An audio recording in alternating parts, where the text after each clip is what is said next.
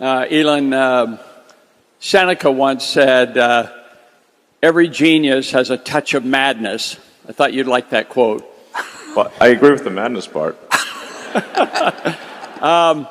So even with Tesla as a publicly traded company, I think it's down 40% or something from its high, is selling at 70 times earnings. Meanwhile, Mercedes-Benz, which now produces EVs, is selling for 6 times earnings and yielding 5%. Why should I invest in Tesla rather than Mercedes-Benz?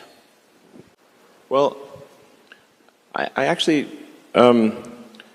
rarely try to convince anyone to invest in Tesla. And many times I've recommended people don't invest in Tesla, and I've said our stock is too high, but then people just ignore me and keep buying the stock for some reason.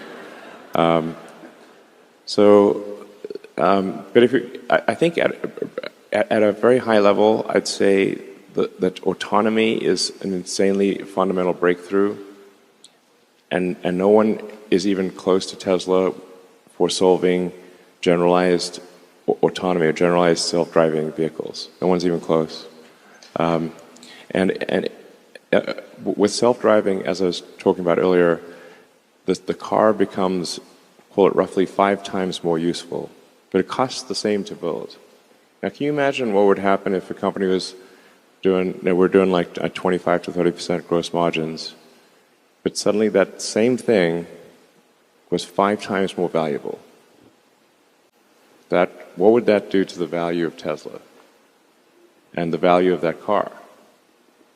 It boggles the mind, actually. So, if you think of net present value of future cash flows, if you actually do the math on that, it's insane. Then there's also the Optimus program, which is our humanoid robot, where we'll leverage our manufacturing expertise and the intelligence we've developed for self-driving to have a useful humanoid robot.